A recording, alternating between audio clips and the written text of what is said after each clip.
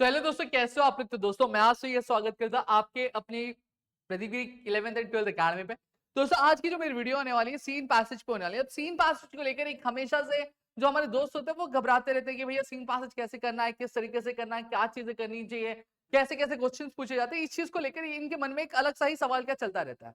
देखो आज के वीडियो में मैं ये चीज बहुत ही अच्छी तरीके से क्लियर करने वाला हूँ कि सीन पैसेज में क्या चीजें होती है, किस तरीके से होती है, कैसे प्रिपेयर करना है, क्या चीजें करनी है, उन सारी चीजों के बारे में मैं यहाँ पे बात करने वाला हूँ।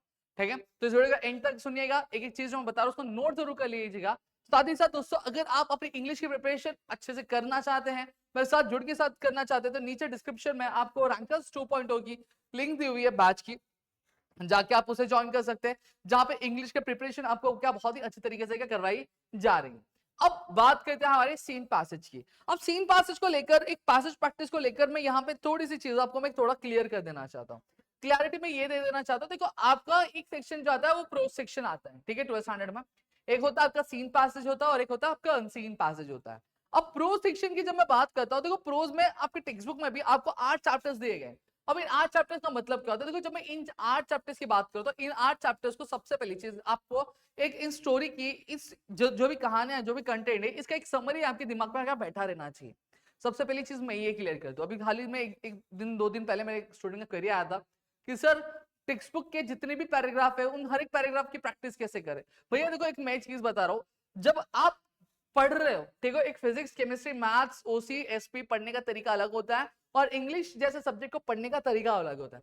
अब यहाँ पे क्या होता है कि जहां पे हम इंग्लिश में सॉरी जो बाकी के सब्जेक्ट्स होते हैं जैसे ओसी हो गया, एसपी हो गया या फिजिक्स हो गया, जहां पे हम क्या जाते हैं, हम टॉपिक वाइज जाते हैं कि एक पर्टिकुलर टॉपिक है तो उस टॉपिक में हमें कैसे करना चाहिए। जैसे फॉर एग्जाम्पल अगर मैं यहाँ पे बात कर लेता हूँ आपके फिजिक्स में 12th में आपको एक टॉपिक है बैंक कर्व रोड।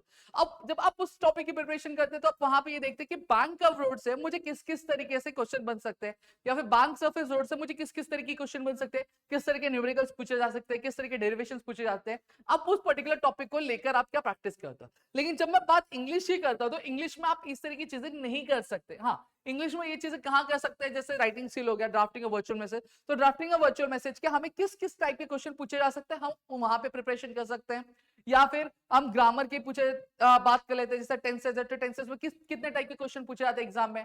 जैसे टेंसेस में आपको कन्वर्जन का क्वेश्चन पूछा जाता है, एक आइडेंटिफाई का क्वेश्चन पूछा जाता है, एक एमसीक्यू टाइप का क्वेश्चन पूछा जाता है। तो वहां पे हम इस तरह की प्रिपरेशन और इस तरह का अप्रोच अपना सकते हैं। लेकिन जब मैं प्रो सेक्शन की बात करता हूं तो प्रो सेक्शन में आप ये नहीं कि आपके टेक्स्ट बुक का एक पैरा दिया गया, उस पैरा के बेसिस पे आप क्वेश्चन, वो चीज आप नहीं कर सकते। उसके लिए आपको क्या चाहिए था, एक स्किल सेट चाहिए रहता है, ठीक है, कि आपको बेसिकली क्वेश्चंस जो दिए रहेंगे तो उसका आंसर आपको पैसेज में ऐसे कैसे ढूंढना चाहिए, क्या तरीका होना चाहिए, क्या पैटर्न होना चाहिए, ये चीज आपको पता होनी चाहिए। आप एक एक सिंगल पैरा लेके प्रैक्टिस करोगे तो वो होने वाला नहीं है। हाँ, यहाँ पे मैं कहूंगा कुछ सैंपल पैराज आप ले सकते हो जिसके ऊपर ऑलरेडी क्वेश्चंस फ्रेम्ड होंगे, आपको वो क्वेश्चंस लेने, फिर उस हिसाब से वो पैरा की हमें क्या करनी है, प्रैक्टिस करनी है। एक सिंगल सिंगल पैराग्राफ लेके प्रैक्टिस करने वाले हो तो वो होने वाला नहीं है। आप 5 से 6 पेपर अगर सॉल्व करते हो, आप प्रो सेक्शन आराम से सॉल्व करना सीख जाओगे बहुत अच्छी तरीके से। अगर आप कहोगे कि सर कैसे सॉल्व करते हैं, क्या ट्रिक होता है, क्या तरीका होता है, इस पे एक वीडियो बना, मैं वो वीडियो भी बना दूंगा आपके लिए, कोई भी दिक्कत नहीं है, कोई भी प्रॉब्लम नहीं है।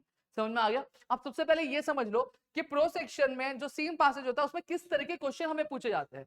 तो देखो ये पूरा क्वेश्चन का मैंने यहाँ पे लेकर आऊं, A1 है, A2 है, A3, A4, A5, A6। मैं स्टार्ट कहां से करूंगा, A4, A5, A6 से करता हूं। सबसे पहले A4 आता है जो पर्सनल रिस्पॉन्स का क्वेश्चन होता है। एक चीज मैं आपको बहुत क्लियर कर दूं, हालांकि कहा जाता है ये पूरा सीन पैसेज होता है, नहीं ऐसा नहीं होता। पर्सनल रिस्पॉन्स जो होता है ये आप अपने मन से आंसर लिखोगे। आपको कोई क्वेश्चन पूछा जाएगा जैसे डू यू लाइक स्पोर्ट्स, हाँ अगर हाँ तो हाँ, ना तो ना। अगर लाइक करते हो तो रीजन लिखो क्यों लाइक करते हो, अगर ना नहीं लाइक करते हो तो रीजन लिखो क्यों नहीं लाइक करते। तो इसका आंसर आप पैसेज में ढूंढते नहीं बैठोगे, ये आंसर आपको खुद को लिखना रहेगा, आपको खुद की मर्जी से लिखना।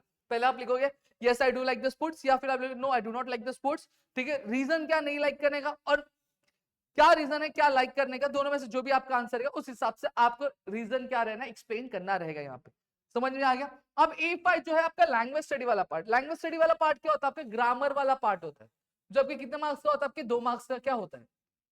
ठीक है, अब लैंग्वेज में अगर मैं बात करूं ग्रामर वाला पार्ट है, तो ग्रामर आप अपने हिसाब से कर सकते हो। ग्रामर के जो टॉपिक्स जितने होते हैं वो आप कवर कर लोगे तो आपका ये वाला पार्ट हो जाता है। फिर आता है A6 वोकैबुलरी। अब वोकैबुलरी में देखो एक चीज होती है, कई बार हमें ये चीज बोली जाती है कि हमें एक वर्ड दे दिया जाएगा and we are suppose to to find out the antonym या फिर सिनोनिम फ्रॉम द पैसेज।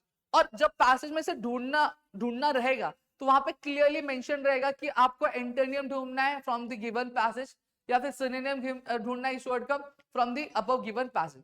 लेकिन जब ये मेंशन नहीं है कि कहां से ढूंढना, बस बोला एंटोनियम बोला है या फिर सिनोनिम बोला है, तो आप अपनी मर्जी से यहाँ पे लिख सकते हो, कोई भी एतराज नहीं होता है। समझ में आ गया, क्योंकि क्वेश्चन में बोला नहीं गया। नेक्स्ट आता है E1 global understanding. Global understanding, A2 complex picture और A3 इंटरफेरेंस इंटरप्रिटेशन एनालिसिस। ये जो 3 क्वेश्चन होते हैं, ये 3 क्वेश्चन आपके किस पे बेस्ड होते हैं? ये आपके पैसेज पे बेस्ड क्वेश्चंस होते हैं, जहां पे आपको कंप्लीट द फॉलोइंग पूछ लिया जाएगा, या फिर आपको एक सिरकमस्टांस दे जाएगी पैसेज में से, आपको बोला जाएगा उसको एक्सप्लेन करने के लिए, या फिर आपको एक सिचुएशन दे दी जाएगी, आपको पूछा जाएगा कि अगर आप होते तो क्या ये चीज सही होती, क्या गलत होता, ये जो चीज परफॉर्म की गई थी नरेटर द्वारा या फिर एक पर्टिकुलर कैरेक्टर द्वारा, क्या ये चीज सही है कि गलत है, ये चीज। तो ये जो 3 क्वेश्चंस होते हैं, ये बेसिकली पैसेज बेस्ड जो क्वेश्चंस होते हैं।